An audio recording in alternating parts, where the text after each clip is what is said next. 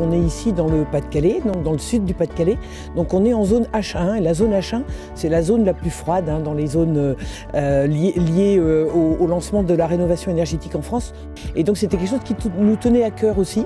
Pas aller s'intéresser à une grande ville, mais de montrer à travers l'exemple d'un village à taille très humaine, de faire cette pédagogie de la rénovation énergétique qui est notre credo par le biais de cette fondation. Le village de Flers, on l'a trouvé, on part d'une étude relativement, on va dire presque scientifique. On est parti de fichiers des systèmes de chauffage utilisés par les Français dans les différentes communes de France. Un de nos premiers critères de tri, ça a été en effet de se dire qu'un village qui avait encore une grande majorité de ses logements chauffés au fioul, c'était un village qui avait certainement une rénovation énergétique à faire.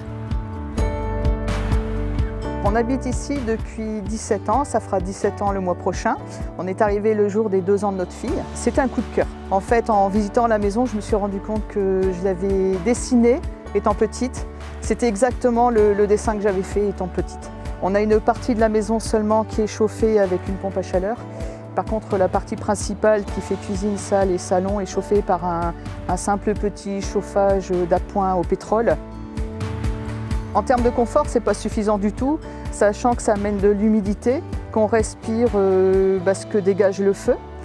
Et puis c'est un tout petit feu à pétrole. Disons que les semaines où vraiment il fait froid, il en faut un deuxième pour avoir 20 degrés dans la maison.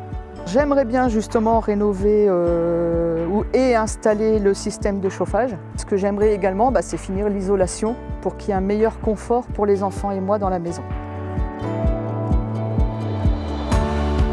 Quand nous avons été sollicités par Butagaz, nous avons été très surpris puisque habituellement les petits villages comme ça ne sont pas forcément entendus et c'est plutôt les grandes villes dont on fait le focus. Il y a eu la création de la fondation Butagaz et cette fondation a bien gentiment mis sur la table 40 000 €. Nous avions pour l'instant défini 10 000 € qui sera consacré à la rénovation du bâtiment de la mairie et de l'école et 30 000 € pour les habitants de Flers.